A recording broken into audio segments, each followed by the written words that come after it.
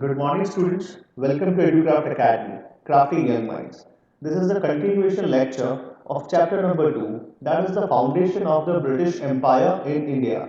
Okay, and we have already studied about how the Dutch came to India, the East India Company came to India, or we can say the Company Bahadur, right, and the French East India Company also. And we were learning or we were studying about the foundation of Bengal, right? That is the foundation of the British Empire in Bengal. Okay, मतलब यहाँ पर क्या है कि किस तरीके से बंगाल में in Bengal, right, there was what? There was foundation. Foundation of what? Foundation of British empire. British लोग यहाँ पर भारत में बंगाल में किस तरीके से अपना राज्य, अपना जो रूल है वो स्थापित करते हैं। लेकिन इससे पहले थोड़ा बहुत रिकैप कर लेते हैं जो लास्ट समय पे जो आपको मैंने लास्ट क्लास में आपको समझाया था regarding the Bengal and regarding the British empire. अब देखिए ब्रिटिशर्स यहाँ पर जो है, जो यहाँ पर ब्रिटिशर्स है, they came as what? They came as traders, right? ठीक है, यहाँ पर ट्रेडर्स की तरह आते हैं। लेकिन यहाँ पर जो फर्रुख सियार है, आपको पता है 1717 में, राइट, 1717 में जो फर्रुख सियार जो उस समय का मुगल एम्परर था, उसने क्या किया? उसने एक फरमान जारी कर दिया, एक फरमान इशू कर दिया। और फरमान क्या होता है? होता है एक रॉयल ऑर्डर होता है। क्या होता है? Royal order. तो ये फरमान जारी करने वाला कौन था मुगल शासक? तो कहेंगे फर्रुख सियार। Who was that? Who was the Mughal emperor at that time? तो कहेंगे फर्रुख सियार। और फर्रुख सियार ने क्या किया? एक फरमान और we can say royal order, ठीक है, वो एक इंट्रोड्यूस कर दिया, मतलब दे दिया। किसको दिया? ब्रिटिशर्स को दिया। और उस फरमान में, उस फरमान में या उस रॉयल ऑर्डर में क्या लिखा था? लिखा था फ्री ट्रेड। क्या लिखा था बेटा? Free trade. बोले कि इंटरनल ट्रेड जब होगा बंगाल के अंदर, जब इंटरनल ट्रेड करेंगे तब ब्रिटिशर्स को कोई टैक्स नहीं पे करना है, कोई भी टैक्स पे नहीं करना है फॉर इंटरनल ट्रेड। ठीक है, राइट। तो देखिए क्या लिखा है यहाँ पे, लिखा है ना, लिखा है कि एक फरमान जारी किया जाता है, एक रॉयल डिक्टेट इशू कर दिया जाता है by the Mughal emperor Farooq सियार। कब? इन 1717। एग्जैम्प्टिंग, माफी। एग्जैम्प्टिंग का मतलब क्या? माफ किया, ठीक है, या फिर कहेंगे कि उनको उनको उसमें इन्वॉल्व नहीं किया, तो इसको कहते हैं माफ किया। ठीक है, exempting them from the payment of custom duties in Bengal. मतलब ये कस्टम ड्यूटीज क्या होता है? जब इंटरनल ट्रेड होगा, ठीक है, या फिर लेट अस से एक्सटर्नल ट्रेड होगा, तो जब आपका सामान बाउंड्री में आता है, ठीक है, this is the boundary, boundary में आता है, बाउंड्री से बाहर जाता है, तो आपको उसके ऊपर टैक्स पे करना है।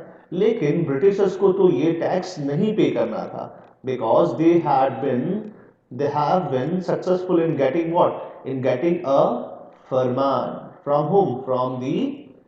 From the Mughal emperor. Okay, ठीक है, अब till here it is clear? Is it clear to you? Give me a thumbs up, come on. Is it clear to you बेटा? यस, ये लास्ट क्लास में पढ़ाया था मैंने। ओके, जो लास्ट क्लास में प्रेजेंट थे बच्चे, उनको ये समझ में आएगा क्या है।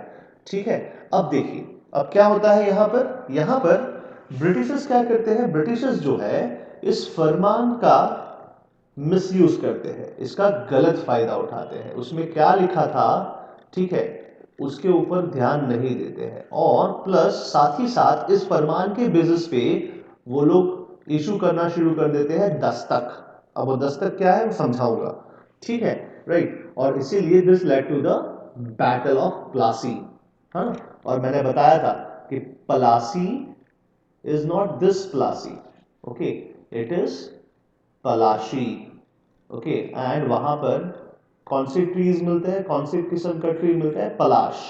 ठीक है, तो पलाश के जगह पर नाम पड़ा प्लासी, पलाशी। और ब्रिटिशर्स कुड नॉट प्रोनाउंस, सो इसका नाम रखा गया प्लासे। ओके, ठीक है, चलिए अब आगे देखते हैं। उस समय पे जो नवाब थे वो नवाब थे सिराजुल दौला। ओके, ठीक है, अब याद रखिएगा कि यहाँ पर जो बंगाल का फाउंडेशन हुआ था, ठीक है, उस समय पे जो नवाब थे राइट, वो कौन थे? मुर्शिद कुली खान, याद है कुछ? मुर्शिदाबाद, मखसूसाबाद, जो कैपिटल चेंज किया था, you know that he renamed his capital from Makhsusabad to Murshidabad in the first chapter we have studied. Give me a thumbs up. Yes yes yes, याद है ना? ठीक है, तो उसके सक्सेसिव नवाब, जो उनके सक्सेसिव नवाब थे, उसमें से ये नवाब थे जिनका नाम है सिराजुद्दौला। क्या नाम है?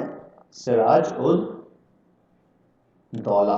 ठीक है, he was the last independent Nawab of Bengal. देखिए यहाँ पर लिखा है he was the last independent Nawab of Bengal. Okay, अब देखिए इनका पूरा नाम क्या है? तो इनका जो पूरा नाम है वो है Mirza Mohammad Siraj. Succeeded his grandfather Alivardi Khan as the Nawab of Bengal at an young age of 23। मात्र मात्र 23 ईयर्स के थे। ठीक है, ये जो मिर्जा मोहम्मद सिराज है और वैकेंसी सिराजुद्दौला है। he took name of Siraj ud Dौला and is also called as the last independent Nawab of Bengal. Right? अब देखिए पूरी कहानी मैं शॉर्ट में समझाता हूं, पहले समझिएगा फिर हम ये सब पढ़ेंगे। ये जितना भी चीजें हैं ना बेटा, ये सब हम पढ़ेंगे। ओके, समझ में आया बेटा? ठीक है, तो ये सब बाद में पढ़ेंगे, पहले शॉर्ट में मैं आपको बहुत ही अच्छी सी कहानी सुनाता हूं, वो समझिए। ठीक है, और उसके बाद हम पढ़ते हैं कि आगे क्या होता है 1757 में। ठीक है, बहुत सारी चीजें हैं, बैटल ऑफ प्लासी क्या था और ये चीजें, लेकिन आप थोड़ा कंफ्यूज ना हो इसीलिए मुझे थोड़ी कहानी आपको बतानी है। ठीक है, राइट। अब देखिए यहां पर जस्ट अ मोमेंट।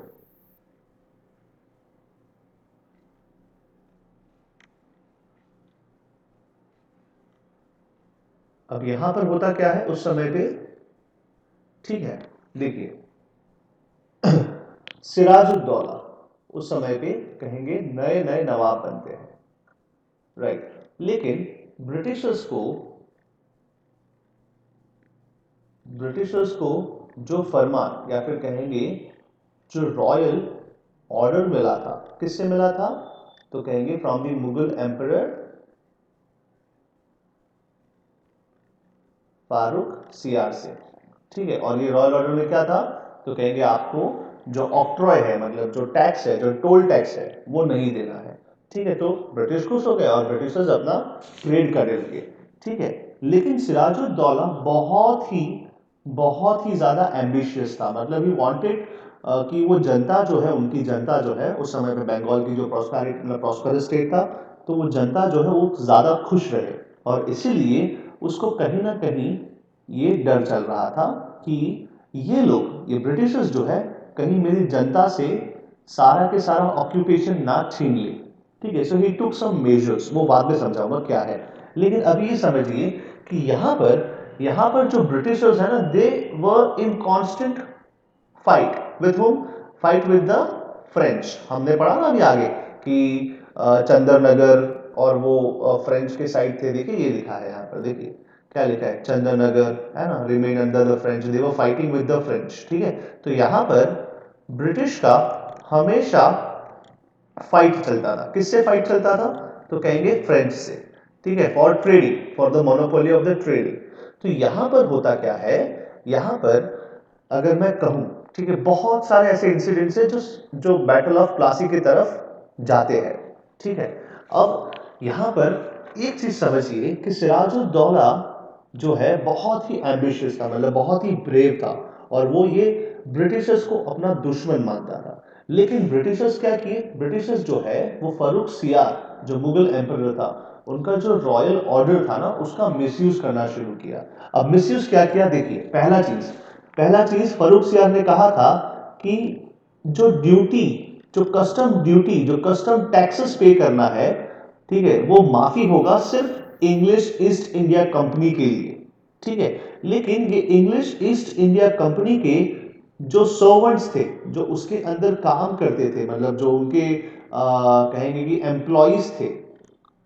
ठीक है, राइट, जो उनके एम्प्लॉइज थे वो क्या करते थे, वो लोग इस रॉयल ऑर्डर का गलत इस्तेमाल करते थे, क्योंकि ये एम्प्लॉय जो है अपनी पर्सनल ट्रेड भी करते थे, साथ ही साथ क्या करते थे, पर्सनल ट्रेड। मतलब कि कंपनी तो ट्रेड करती ही थी, साथ ही साथ ये जो सर्वेंट्स थे, जो एम्प्लॉयज थे, जो उनके कर्मचारी थे, एम्प्लॉय का मतलब क्या होता है, कर्मचारी, वो कर्मचारी जो है, ठीक है, ये अपना पर्सनल ट्रेड भी करते थे साथ ही साथ। तो ये लोग, ये कर्मचारी क्या करते थे पता है, ये कर्मचारी लोग या जो एम्प्लॉय थे, ये लोग कंपनी के साथ अपना सामान, ठीक है, जो कंसाइनमेंट आता है, समझिए मॉडर्न वे में कंसाइनमेंट आता, तो अपना सामान, अपना पर्सनल सामान भी इसके अंदर रख देते और कहते कि भाई ये कंपनी का ही सामान है, इसके ऊपर कोई टैक्स लगेगा नहीं, बिकॉज हमारे पास क्या है, रॉयल ऑर्डर है, ठीक है। और सिराजुद्दौला इस चीज को समझता था, राइट, कि ये पर्सनल ट्रेड ट्रेड तो कर रहे हैं, लेकिन साथ ही साथ क्या कर रहे हैं, साथ ही साथ ये लोग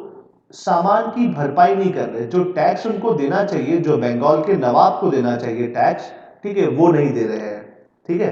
अब याद रखिए कि फारूक सियार से पहले अगर जब ब्रिटिशर्स वहां पर बंगाल में ट्रेड करते होंगे, ठीक है, तो ब्रिटिशर्स किसको टैक्स पे करते होंगे, द ब्रिटिशर्स वुड पे टैक्सेस टू नवाब, किसको टैक्स पे करते होंगे, नवाब को। लेकिन अब नवाब के ऊपर कौन था, तो कहेंगे मुगल बादशाह था, तो मुगल बादशाह ने क्या किया, रॉयल ऑर्डर दे दिया कि भाई आपको जो है अब फ्री ट्रेड करने का आपको मौका दिया गया है कि आप फ्री ट्रेड करिए, ठीक है।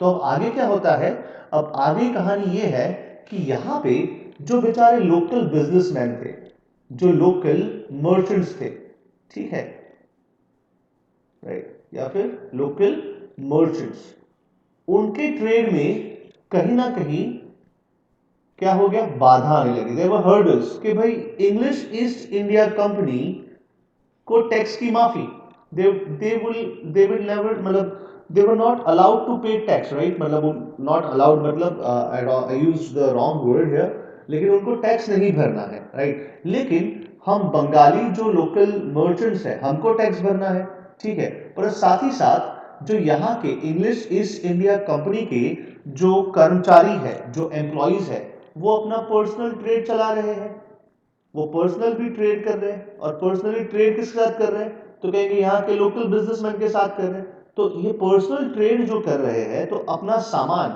जो अपना गुड्स है, वो कंपनी के गुड्स के नाम पे बेच रहे हैं, ठीक है, ताकि टैक्स भरने से उनको आजादी मिले, ठीक है, राइट। तो यहां पर इंग्लिश ईस्ट इंडिया कंपनी को तो फायदा ही हो रहा था, साथ ही साथ उनके एम्प्लॉयज को फायदा हो रहा था, ठीक है। समझ में आ रहा है बेटा, समझ में आ रहा है, ओके, समझ में आ रहा है ना, यस सर। ओके, ओके, ठीक है। अब देखिए आगे क्या होता है, अब आगे क्या होता है, तो आगे इसमें से कुछ मर्चेंट्स जो है, ठीक है, राइट, वो इनके एम्प्लॉयज से, इनके सोल्जर्स से मिलते हैं, बोले कुछ रास्ता निकालिए कि हमें भी टैक्स ना भरना पड़े, ठीक है, क्योंकि आखिरकार, क्योंकि ये मर्चेंट जो है, मतलब सपोज की फॉर एग्जांपल मैं ही हूं, तो मैं यहाँ का मर्चेंट हूँ, कोई बड़ा बिजनेसमैन हूँ, लेकिन मुझे पता लगता है कि 30% तो मेरा टैक्स भरने में ही जाता है, क्योंकि मुझे तो ये माफी नहीं मिली, मुझे तो रॉयल ऑर्डर नहीं मिला। रॉयल ऑर्डर किसको मिला है, रॉयल ऑर्डर तो मिला है इंग्लिश ईस्ट इंडिया कंपनी को, ठीक है। और उसकी आड़ में मतलब नो बिहाइंड दैट, आड़ मतलब समझते हो ना, behind that, right, behind that what this fellows are doing, this fellows they are having sir personal trade, yes yes, sir Perukshia gave a royal order to Britishers, yes but they, Britishers gave a low tax, low means low price on something. They, yes, that they said on the goods, on the goods, yes, on the goods they never paid any tax, okay, they never no paid sir, any but tax, गुड़ की भी yes, sir गुड़ की price लो हो जाएगी ना, नहीं, बाकी सबसे तो। हाँ, गुड्स का प्राइस लो हो जाएगा, बट यहाँ पर हमें वो सब नहीं देखना है, हमें क्या देखना है, हमें देखना है कि यहाँ पर किस तरीके से टैक्स टैक्स पेमेंट को इवेड किया जाता था, यहाँ पर टैक्स पेमेंट से कैसे बचा जाता था, और अल्टीमेटली किसको लॉस हो रहा था, लॉस हो रहा था in the revenue of the Bengal, ठीक है। अब जो रेवेन्यू आता है बंगाल का, उसमें भारी गिरावट देखी गई, ठीक है, बिकॉज अब वो फिर पता लगाया कि सिराजुद्दौला ने, भाई कैसे ये रेवेन्यू ऑफ द बंगाल खत्म हो रहा है, कम हो रहा है, मेरे पास टैक्स आ ही नहीं रहा। तो यहां पर देखा कि ब्रिटिश के जो एम्प्लॉयज थे, जो इंग्लिश ईस्ट इंडिया कंपनी है ना, उसके जो एम्प्लॉयज थे, ये लोग क्या करते थे पता है, दे स्टार्टेड इशूइंग दस्तख्त, ठीक है। अब सोचिए अब ये दस्तक क्या होता है वो बाद में समझाऊंगा, लेकिन अभी समझिए क्या है इस चीज को, ये दस्तक क्या है। तो ये दस्तक जो है, again this are the permits. क्या है ये? परमिट्स है। बोला कि अब हम परमिट बांटेंगे किसको पता है? इन लोकल मर्चेंट्स को। किसको? इन लोकल मर्चेंट्स को। और देखिए, जैसे कि फॉर एन एग्जाम्पल यहां पर इंग्लिश ईस्ट इंडिया कंपनी जो है, ईईआईसी जो है, ठीक है, वो तो अपना ट्रेड कर रही है, ठीक है, और इसकी आड़ में इसके जितने भी कर्मचारी हैं, इसके जितने भी एम्प्लॉइज हैं, ठीक है, वो भी ट्रेड कर रहे हैं, और दोनों के टैक्सेस जो है, ठीक है, वो माफ हो रहे हैं, है ना। ये लोग मतलब इलीगली कर रहे हैं, ये लोग कंपनी के नाम पे कर रहे हैं, कंपनी तो खुल्लम खुल्ला कर रही मतलब ट्रेड, क्योंकि उनको तो पेमेंट करना नहीं है। अब साथ ही साथ इन कर्मचारियों ने, इन एम्प्लॉइज ने क्या किया पता है? क्या किया? तो कहेंगे कि इन्होंने दे स्टार्टेड सेलिंग दस्तक्स। दस्तक क्या है? तो दस्तक जो है वो एक परमिट है। क्या है? परमिट। बोला हम परमिट देते हैं, किसको देते हैं पता है? किसको देते हैं? यहां के लोकल मर्चेंट्स को देते हैं। बोले कि अब एक काम कीजिए, आप भी परमिट लीजिए हमसे, और परमिट का पैसा दीजिए हमें। परमिट लेना पड़ता है ना, जब परमिट लेगा तो पैसा देना पड़ेगा। सो दिस लोकल, और बोलेंगे कि फिर आपको भी हम टैक्स जो है माफ कर देंगे, क्योंकि आपका फिर जो सामान जाएगा, जो आपका गुड्स जाएगा, वो फिर जाएगा किसके नाम पर? इनके नाम पर, ठीक है, राइट। तो they started selling of illegal permits, और वी कैन से Dastak. Who started this? Dastak, selling Dastak. तो कहेंगे this employees of east India company, ठीक है। And the local merchants will have to buy this permit, let us say for example 100 रुपी, ठीक है, ऐसा। तो यहां पर और फिर क्या होगा? फिर जब लोकल मर्चेंट्स का जो गुड्स है, अगर वो बाउंड्री से बाहर जाता है, बाउंड्री के अंदर आता है, लाइक टोल टैक्स, तो इनको पेमेंट नहीं करना पड़ेगा, क्योंकि नाम किसका होगा? नाम होगा भाई गुड्स किसके हैं? इंग्लिश ईस्ट इंडिया कंपनी के है। तो यहां पर जो रेवेन्यू है, जो बंगाल का रेवेन्यू है, ये बहुत ही ज्यादा डेफिसिट हो गया। डेफिसिट हो गया मतलब क्या? मतलब कम हो गया, ठीक है। तो सिराजुद्दौला ने पता लगाया कि भाई ये तो क्या हो रहा है? ये हो रहा है मिसयूज।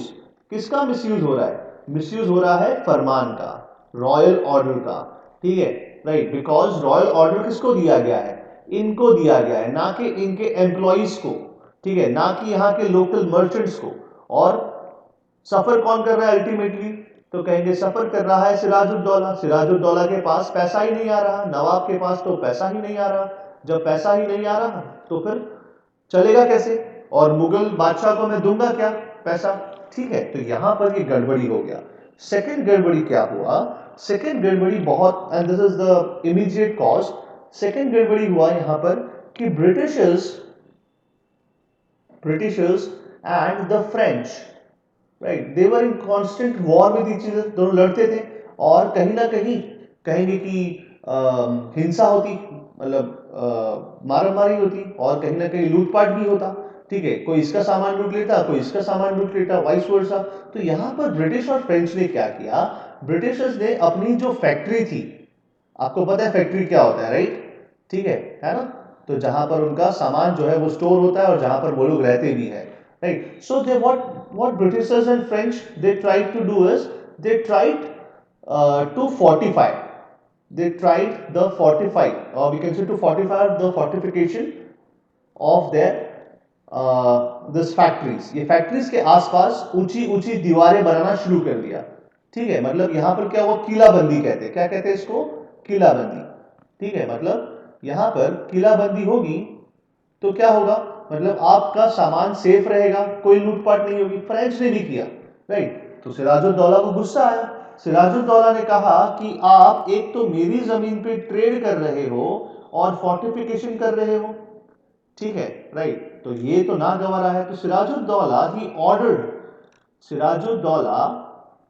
ठीक है, he ordered to the French and to the Britishers, दोनों को ऑर्डर करता है। क्या ऑर्डर करता है? कि भाई साहब अपना जो काम है, जो अपना इलीगल जो फोर्टिफिकेशन है, जो यहां पर किलाबंदी कर रहे हो, जो फोर्टिफिकेशन कर रहे हो, इसको अभी के अभी बंद करो, और जितना भी आपने डेवलपमेंट किया है, वॉल बनाया है, इसको तोड़िए, ठीक है। तो ये हुआ। अब यहां पर ट्विस्ट क्या आता है, कहानी में ट्विस्ट यहां पर आता है। आप लोग सुन रहे हैं ना, ध्यान से सुन रहे हैं ना भाई, सो तो नहीं गए? ओके ओके ओके, ठीक है ठीक है, हैंड फ्री वेंड फ्री लगा के सुनिएगा, कहानी बहुत अच्छा है। ठीक है, अब होता क्या है कि यहां पर जो फ्रेंच थे वो तो मान गए, वो तो डर गए, बोले हाँ यार नवाब ने बोला है कि ये गलत है तो गलत है, तोड़ दो इसको। लेकिन यहां ब्रिटिशर्स कहेंगे बाहुबली हो गए, मतलब कि नो गुंडागर्दी पे आ गए कि नहीं करेंगे, जाओ तुमसे जो होता है करो। ठीक है, समझ में आया? आया समझ में? राइट, तो यहां पर क्या है, बोले हमारे पीछे फारूक सियार बैठा है, हमने उससे रॉयल ऑर्डर लेकर रखा है, हम मन मर्जी करेंगे ऐसा। तो सिराजुद्दौला को गुस्सा आया, मैंने कहा ना कि सिराजुद्दौला कैसा यंग था, एनर्जेटिक था, बहुत पैशनेट था। ठीक है, तो उसको गुस्सा आया, तो उसने क्या किया, उसने अगले ही दिन जब ब्रिटिशर्स ने मना कर दिया कि we will not destroy our forts, or we will not stop the work of fortification, right? So what did Sirajuddaulah did? Sirajuddaulah on the next day, on the very next day, he went to Qasim Bazar. Qasim Bazar क्या है, उस जगह का नाम था जहां पर fortification हो रहा था। He went to Qasim Bazar and he attacked the Britishers. अपनी आर्मी लेकर गया और ब्रिटिशर्स के ऊपर हमला कर दिया। ठीक है, समझ में आया बेटा? आया समझ में? इतना इतना समझ में आ रहा है? Give me a thumbs up, समझ में आ रहा है बेटा इतना? Yes yes.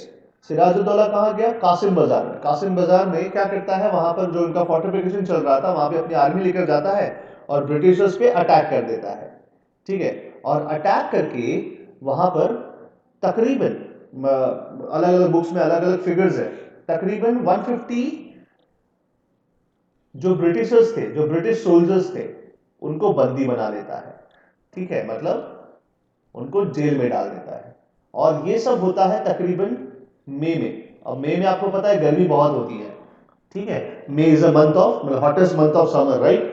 तो ये मई में तकरीबन 150 और 200, I don't know the exact number, इन सोल्जर्स को बंदी बनाकर क्या करता है पता है, उनको एक छोटे से कमरे में बंद कर देता है।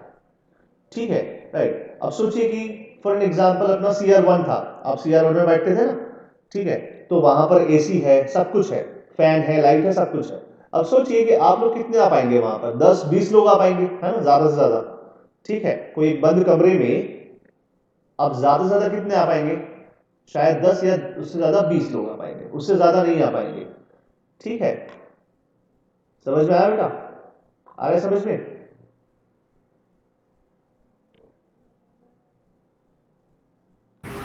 Yes, sir.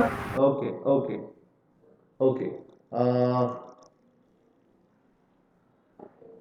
ओके, ठीक है, तो अब हुआ क्या, अब मई की गर्मी है, ठीक है, और यहां पर आप सोचिए CR1 में मैं 100 बच्चों को बंद कर दूं और without any light, fan, AC, कुछ भी नहीं, वहां पर बारी भी नहीं, कुछ भी नहीं है ना? आपने देखा होगा CR1 में, नथिंग लाइक दैट।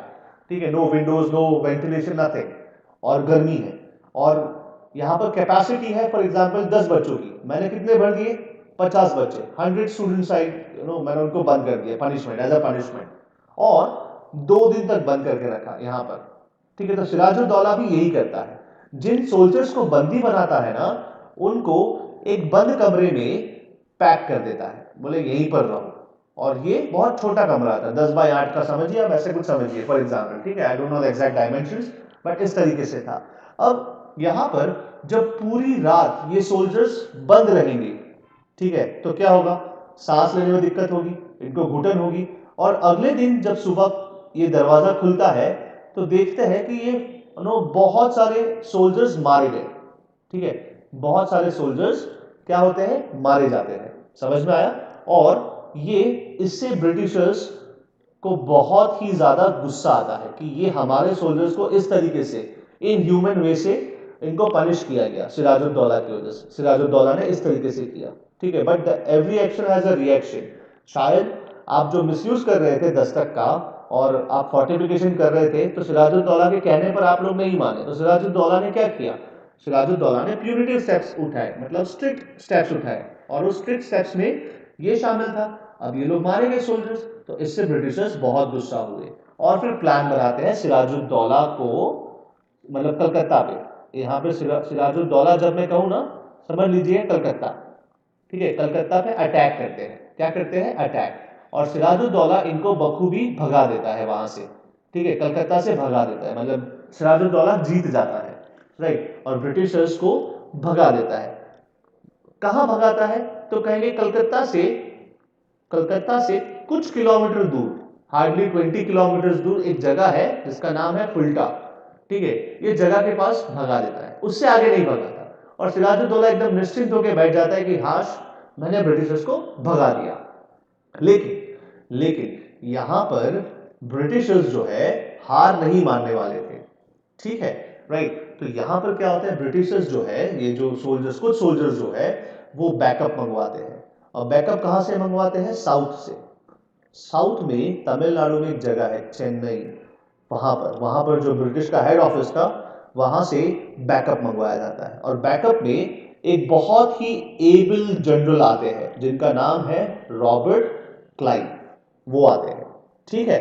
अब कहानी यहां तक रखता हूं, आगे क्या होता है देखते हैं बाद में, ठीक है। अभी हम थोड़ा बहुत पढ़ लेते हैं कि नो क्या होता है आगे, ओके, ठीक है। कहानी बहुत अच्छी है, राइट, लेकिन मुझे आपको समझाना भी है टेक्स्ट बुक का, क्योंकि already it is half an hour and I need to know you to understand this thing, okay, ठीक है। समझ में आया अभी यहां तक समझ में आया? एकदम सिंपल वर्ड्स में बताया बेटा मैंने, समझ में आया ना? अब थोड़ा बहुत टेक्स्ट बुक पढ़ लेते हैं, ठीक है। We would read some part of text book. आगे बहुत ही अच्छी कहानी है। आगे नो उनके ही कुछ लोग, मैंने कहा ना मीर जाफर, मैंने पिछली क्लास में बताया था मीर जाफर, है ना, आपको पता है मीर जाफर, मैंने नाम लिया था, यस। तो मीर जाफर है, बहुत सारे लोग जो है कॉन्स्पायर करते हैं, ठीक है। बताऊंगा क्या है आगे की कहानी, अभी तक यहाँ पर रखिए और मैं थोड़ा आगे पढ़ता हूँ कि what is the next thing, ठीक है। अब देखिए यहां पर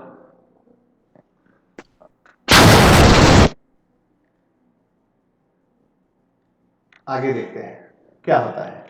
यहां पर ही fought with the British for his sovereign, मतलब for his rights as a sovereign ruler, and Siraj took many actions on the British East India company as a challenge to his authority. और कुछ एक्शंस यहां पर लिखे हुए हैं, क्या लिखा हुआ है देखो। द कंपनी एम्प्लॉइज, मैंने कहा ना एम्प्लॉइज मतलब कौन? कर्मचारी। किसके कर्मचारी भाई? कंपनी कर्मचारी मतलब कौन? ये कंपनी बहादुर जो है ईस्ट इंडिया कंपनी है उसके कर्मचारी, ठीक है, उसके employees.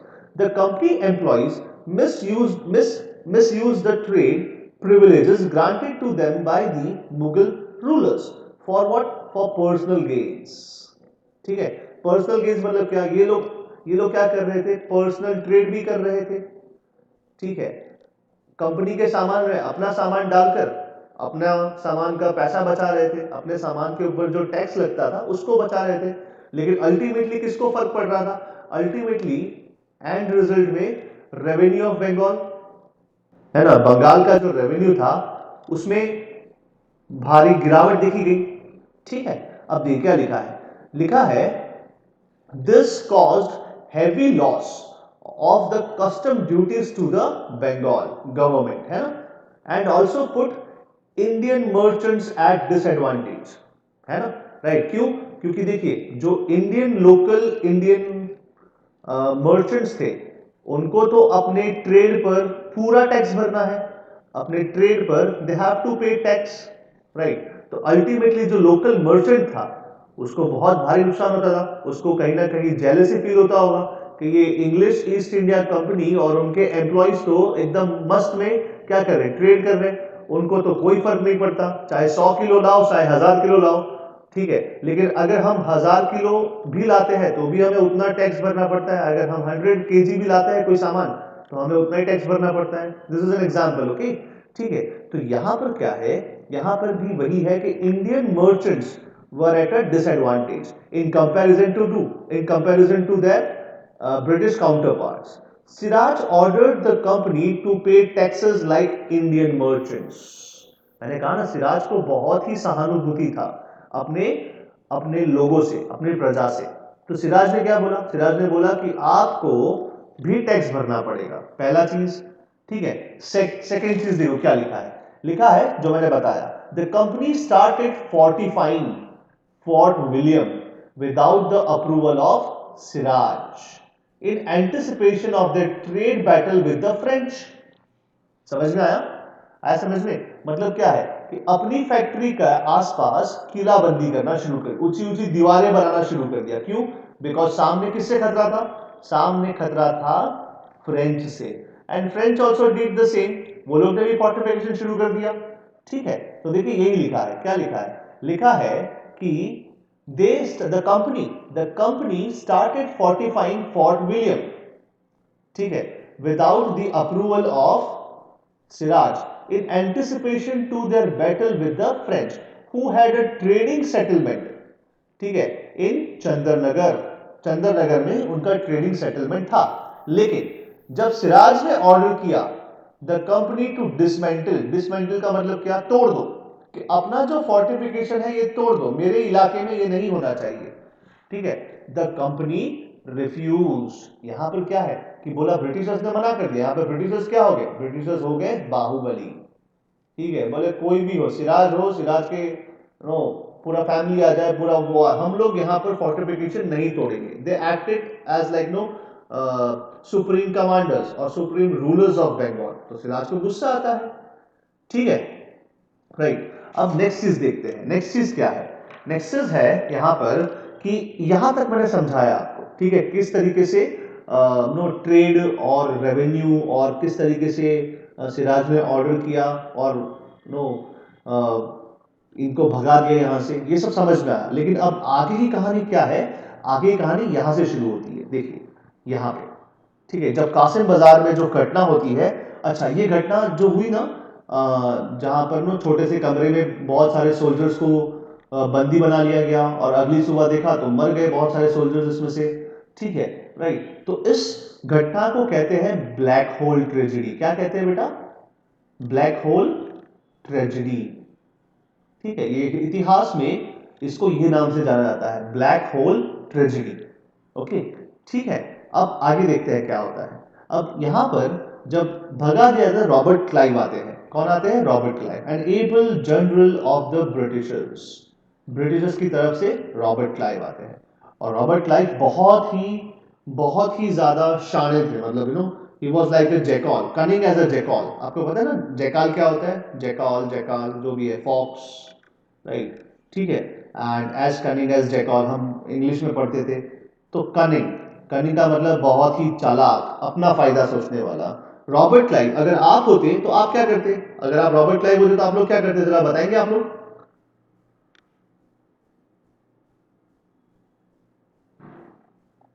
Hello, is my voice there? Is my voice reaching there? Okay. अगर आ, अच्छा, अगर आप लोग रॉबर्ट क्लाइव होते तो क्या करते आप? आपके पास आर्मी का बैकअप भी है, क्या करते आप? कोई हम बताएगा? हमला कर देते कोलकाता में। हाँ, हम हमला कर देते। किस पे हमला करते? हम किस पे हमला कर देते बेटा? नवाब ऑफ बंगाल। नवाब ऑफ बंगाल पे, है ना? यस, यस, हम नवाब ऑफ बंगाल पे हमला कर देते, मतलब सिराजुद्दौला पे हमला कर देते, राइट, है ना? लेकिन मैंने कहा ना, Robert Clive, he is the know very favourite character of mine in the history, in the medieval India. ठीक है, right, in the medieval Indian history. तो ये बहुत कनिंग था। कनिंग मतलब चालाक था। बोले एक काम करो, पहले ढूंढो उनका जो सिराजुद्दौला का जो दरबार है। नो, आप देखिए, सिराजुद्दौला अकेला तो नवाब नहीं था। सिराजुद्दौला के कुछ सलाहकार भी थे। ठीक है, सलाहकार मतलब उसके कोर्ट में, कोर्ट समझते हो ना, दरबार, no, it is known as दरबार। ठीक है, तो इस दरबार में सारे दरबारी थे। अब देखिए, हर दरबारियों को कहीं ना कहीं राजा बनना होता है ना। जैसे नो कोई भी पार्टी होता है तो हर पार्टी में किसी ना किसी को पीएम बनना होता है, लेकिन बन पाता सिर्फ एक ही पीएम है, प्राइम मिनिस्टर एक ही बन पाता है ना। तो वैसे ही सिराजुद्दौला जो नवाब था, और नवाब के जो कोर्ट में जो दरबारी थे, ठीक है, कहीं ना कहीं किसी की मंशा रही होगी कि भाई मैं भी नवाब बनूं। ठीक है, तो यहां पर रॉबर्ट क्लाइव जो है, क्लाइव, मैं सिर्फ क्लाइव बोलूंगा, पूरा नाम नहीं लूंगा, क्लाइव। जो क्लाइव है, इतने शाने थे कि उन्होंने अपने स्पाइस को, मतलब अपने गुप्तचर को बोला, मतलब जो भी है, कि पता लगाओ कि यहां पर ठीक है, दरबार में। अब दरबार में जो दरबारी थे वो उस समय के बहुत सारे बहुत सारे लोकल बिजनेसमैन होंगे, मर्चेंट्स होंगे, दी टाटाज एंड अंबानीज, ठीक है, राइट, बहुत सारे बैंक वाले होंगे, राइट राइट, एंड इनके जो कमांडर इन चीफ है, ठीक है, वो भी थे। तो पता लगाओ कि किसको बनना है, किसको जलन है सिराजुद्दौला से, ठीक है, और किसको बनना है नेक्स्ट नवाब ऑफ बंगाल, पता लगाओ, ठीक है। तो कहीं ना कहीं कॉन्स्पायर किया गया, कॉन्स्पिरेसी रची गई। क्या होता है कॉन्स्पिरेसी का मतलब? कॉन्स्पिरेसी का मतलब होता है साजिश, ठीक है, या श्योर, साजिश, ठीक है, साजिश रची जाती है, राइट, समझ में आ रहा है? और साजिश रची जाती है कि पता लगाओ कि कौन है उसके दरबार में ऐसा जिसको लालच है, जिसको हम लालच दे पाए, ठीक है, राइट, समझ में आया? और पता लगता है कि कुछ लोग ऐसे हैं, ठीक है, कुछ लोग ऐसे हैं जिनको हम खरीद सकते हैं, जिसको हम we can buy their faithfulness. और उसमें से सबसे पहला नाम किसका आता है? सबसे पहला नाम आता है मीर जाफर का। किसका आता है बेटा सबसे पहला नाम? Mir Jafar. Now who was Mir Jafar? Mir Jafar was the commander in chief. कौन थे बेटा ये? कमांडर इन चीफ, मतलब सेना अध्यक्ष कहते हैं ना जिसको, ठीक है, ये थे। दूसरा नाम किसका आता है? मतलब I have a list of names, बहुत सारे हैं दिमाग में, जैसे कि ये सेठ माणिकचंद, नाम थोड़ा अजीब है ना, माणिकचंद, राइट, सेठ माणिकचंद। ये कौन थे? तो ये जो थे ये कहीं ना कहीं ऑफिसर थे, ठीक है, ये मतलब पुलिस वाले होंगे ना ऐसे, तो ऑफिसर थे माणिकचंद, ठीक है। फिर आता है सेठ अमीरचंद, ऐसे। तो इन सब ने कॉन्स्पायर किया। और दूसरे थे जगत सेठ, ठीक है। जो जगत सेठ थे वो कौन थे? बैंकर थे, राइट, सबको पैसे वाले लोग थे। This are all the influential people of the Bengal, right, ठीक है। तो इन सबसे मीटिंग, इन सबसे धीरे धीरे कॉन्स्पिरेसी शुरू होती है, साजिश रचना शुरू करता है। कौन शुरू करता है? Robert Clive. बोले मीर जाफर को बुलाओ, ठीक है, एक सीक्रेट मीटिंग करते हैं। तो मीर जाफर को बुलाते हैं और बोलते हैं देखिए भाई साहब, हम अटैक करने वाले हैं किसके ऊपर? सिराजुद्दौला के ऊपर। हम चाहते कि आप भी मेरे साथ आइए, ठीक है, राइट। तो मीर जाफर बोलते हैं पागल हो गए हो क्या, मैं आपके साथ क्यों आऊंगा, ठीक है। तो रॉबर्ट क्लाइव बोलते हैं बदले में आपको हम क्या बनाएंगे भाई? Come on, I need an answer. बदले में आपको हम क्या बनाएंगे? नवाब। यस, नवाब बनाएंगे, नवाब बनाएंगे, है ना। तो मीर जाफर बोलते हैं सही में मैं पागल हूं, चलो साथ में चलते हैं, है ना, समझ में आया? ठीक है, आया। तो इस तरीके से क्या होता है? कॉन्स्पिरेसी होती है। देखिए यहाँ पर एक फोटो है जहां पर मैंने बताया, देखिए this is the secret pact between whom? Between, this is Mir Jafar and this one of his Seths. हो सकता है कि ये जगत सेठ माणिकचंद, ठीक है, राइट, कोई भी हो सकता है। और ये है रॉबर्ट क्लाइव, जो यहाँ पर दिख रहे हैं रॉबर्ट क्लाइव। ये तो इनके बीच में एक सीक्रेट मीटिंग होती है, राइट, एक पैक्ट होता है। अब पैक्ट क्या होता है वो बताता हूं। अब पैक्ट होता है यहाँ पर कि मैं जब चैलेंज करूं सिराजुद्दौला को कि आइए दो दो हाथ कर लेते हैं, है ना। अब सिराजुद्दौला तो बहुत यंग और एनर्जेटिक था, बोले क्यों नहीं, दो दो हाथ हो जाए, वॉर हो जाए, ठीक है। तो तब आपको क्या करना है? तब आपको मेरा साथ देना है। आप कौन है? आप है कमांडर इन चीफ। कौन है बेटा आप है सेनापति। और सेना किसकी बात सुनती है? सेनापति की बात सुनती है, ठीक है, समझ में आया बेटा? तो यहां पर सिराजुद्दौला से तो पहले ही ये लोग ने साइन कर लिया था, कॉन्स्पिरेसी साजिश कर ली थी। एंड मीर जाफर तो है नेक्स्ट नवाब बनने वाला था, वो तो अपने सपने देख रहा था, ठीक है, राइट, समझ में आया बेटा? आ रहा है समझ में यहां तक? यहां तक समझ में आ रहा है ना बेटा? ओके ओके ओके, ठीक है। अब होता क्या है? अब जब क्लाइव जो है बुलाएगा नवाब को, ठीक है, बोले आइए प्लासी में मिलते हैं, ठीक है, तो नवाब तो जाएगा, पूरी आर्मी लेके जाएगा। और रॉबर्ट क्लाइव, ऐसा कहा जाता है, जहां मैंने पढ़ा है ना, कहा जाता है कि रॉबर्ट क्लाइव सिर्फ मुट्ठी भर सोल्जर्स को लेकर गया था। मतलब कुछ गिने चुने सोल्जर्स को लेकर गया था। और नवाब जो है एक बड़ी army in the lakhs, right, thousands and lakhs में आर्मी लेकर गया था।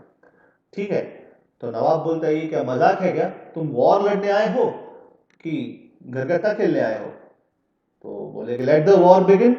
राइट, जब वॉर बिगिन होता है, मतलब जब वॉर शुरू होता है, तब ये जो भाई साहब है, जो मीर जाफर है, ठीक है, ये अपनी आर्मी को ऑर्डर ही नहीं करता, नो हमला यलगार हो, like kind of that thing, नहीं, यहाँ पर ये ऑर्डर ही नहीं करता, बोले आराम से खड़े रहो भाई साहब, अभी आपको जाना नहीं, I am your commander in chief. और ऐसा कुछ हिस्टोरियंस कहते हैं कि सिराजुद्दौला को पता चल गया था कि भाई यहाँ पर क्या हो गया, कहीं ना कहीं साजिश रची गई है, और ये जो गवर्नमेंट है, ठीक है, ये बिक चुकी है। ये बिक चुकी है किसके किसके हाथों? ब्रिटिशर्स के हाथों। तो कुछ हिस्टोरियंस कहते हैं कि नवाब को पता चल गया था साजिश के बारे में।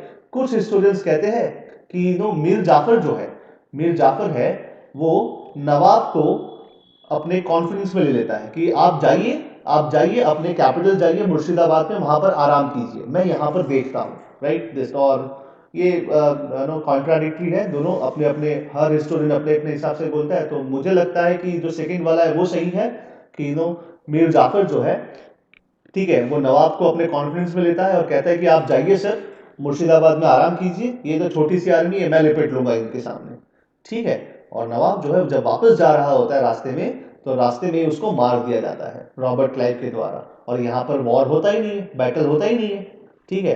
तो कुछ हिस्टोरियंस कहते हैं कि the battle of Plassey was never fought as such, जैसे वॉर होता है ना, it was never fought, right, ठीक है। और कुछ स्टूडेंट्स कहते हैं कि हुआ था, चंद मिनटों में खत्म हो गया था, उसका डिसीजन आ चुका था, मतलब कुछ हाफ एन आवर में ये वॉर का डिसीजन आ चुका था। समझ में आया? तो यहाँ पर जो कहानी है, वो कहानी क्या है कि Sirajuddaulah was betrayed, backstab, betrayed by whom, betrayed by his own fellow, ठीक है, his own fellow countryman, that is no commander in chief Mir Jafar, Seth Amir Chand, Manik Chand and जगत सेठ एंड ऑल, ठीक है, ये सब मिलकर कॉन्स्पायर करते हैं। अब हर किसी को नवाब बनना है, अब मीर जाफर खुशी खुशी नवाब बन जाता है, ठीक है। तो ये कहीं ना कहीं एक छोटे से हिस्से में आपको कहानी सुनाई। समझ में आया कहानी? कहानी समझ में आ रहा है बेटा? आया समझ में? अब नवाब कौन बना भाई? नवाब कौन बना? मीर जाफर बन जाता है नवाब, ठीक है। और कहानी क्या है कि सिराजुद्दौला मारा जाता है, उसका अंत होता है, ठीक है।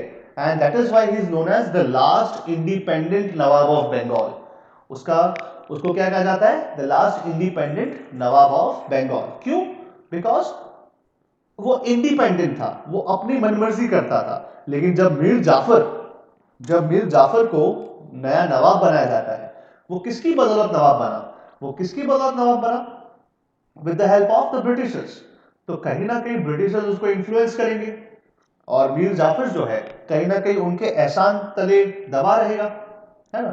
सो he was a puppet nawab. कौन था Mir Jafar? He was a puppet nawab. Puppet nawab समझते हो ना? Yes sir. यहां पर पपेट का मतलब क्या है? कठपुतली, कठपुतली है, ठीक है, राइट। तो ये कठपुतली वाला नवाब था। कौन? Mir Jafar.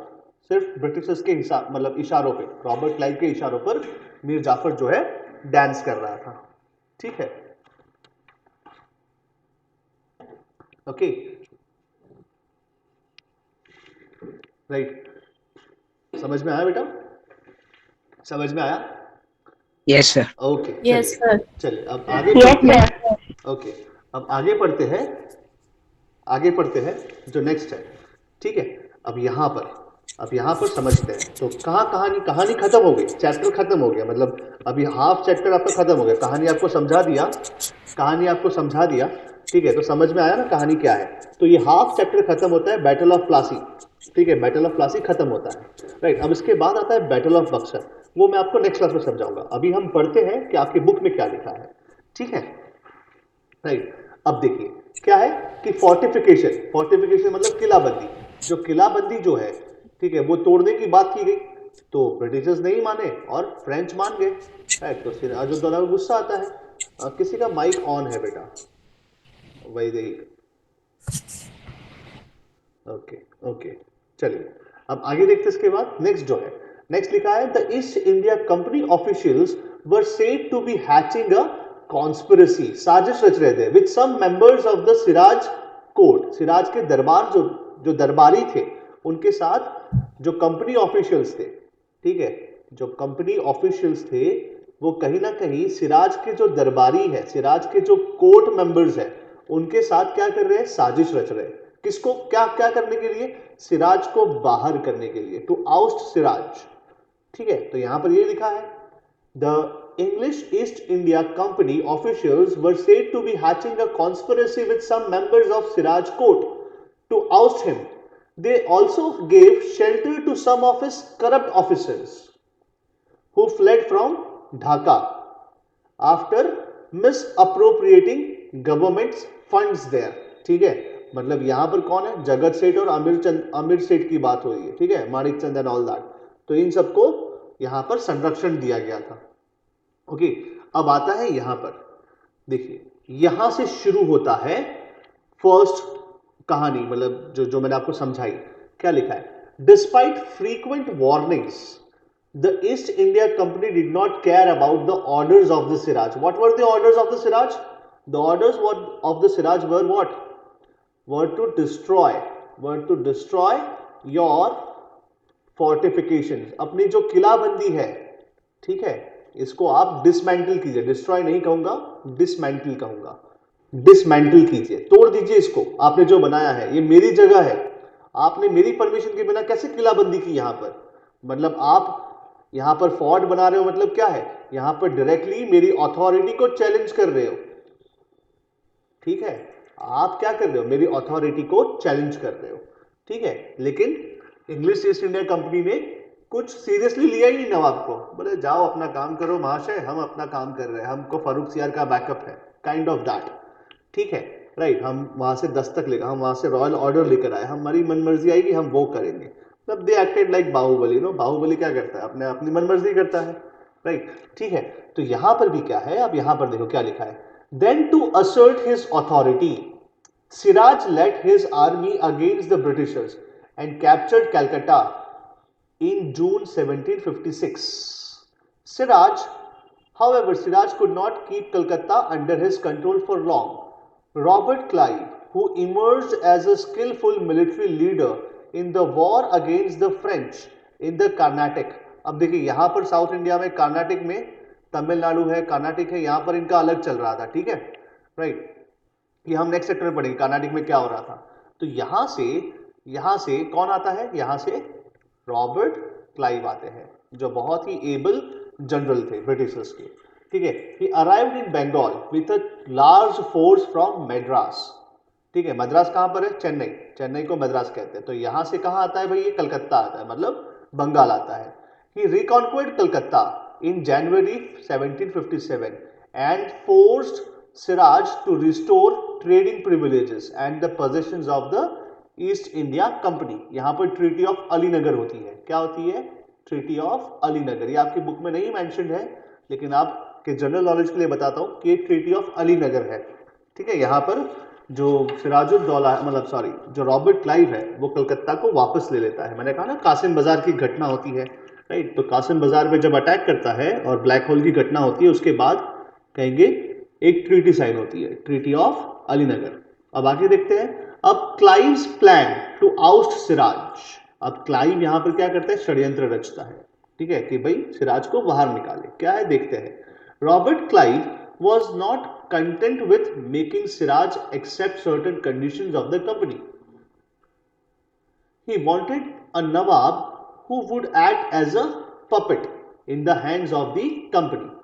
So he conspired मतलब साजिश, he conspired with whom, with the Mir Jafar, the commander in chief, सेनापति के साथ, ठीक है, सेनापति के साथ क्या करता है, यहां पर कॉन्स्पिरेसी रचता है, देखिए आप दिख रहे हैं यहां पे आपको, राइट, है ना, and some other influential members of his court to overthrow Siraj. अब सम अदर इन्फ्लुएंशियल मेंबर्स कौन थे, वही जगत सेठ, अमीर सेठ एंड सेठ माणिक चंद, ठीक है, right, and Robert Clive promised to make Mir Jafar the Nawab of Bengal after the overthrow of Siraj. ठीक है, समझ में आया, यहां पर कहानी देखो क्या है, अब मीर जाफर बोलेगा, क्या बोलेगा कि भाई बदले में मुझे क्या देना पड़ेगा आपको, तो बदले में Mir Jafar was suppose to grant more trade privileges to the company, बोले और हमें थोड़ी रियायतें दीजिए, थोड़ा और डिस्काउंट दीजिए हमें कंपनी में, ठीक है। Both the parties signed a secret agreement, then to provoke Siraj into a war with them, the British presented to him a set of demands that challenged his authorities. Siraj rejected the demands outrightly, and the historic battle of Plassey ensued. Okay, ठीक है, समझ में आया बेटा यहां तक? Sure, यहां तक समझ में आया ना? ओके ओके, ठीक है। अब थोड़ा सा जो पोर्शन बाकी है बैटल ऑफ प्लासी का, ठीक है। जैसे बैटल ऑफ प्लासी में क्या होता है, मैंने कहा ना कि बैटल ऑफ प्लासी में जैसे ये बताया वैसे ही मतलब नो सिराजुद्दौला को मार दिया जाता है, and eventually the war was never no take place, the war did not take place, right, ठीक है। कुछ हिस्टोरियंस बोलते हैं वॉर कभी था ही नहीं है, कुछ मिनटों का खेल था, ठीक है। तो ये सब हम नेक्स्ट क्लास में पढ़ेंगे, ओके, राइट।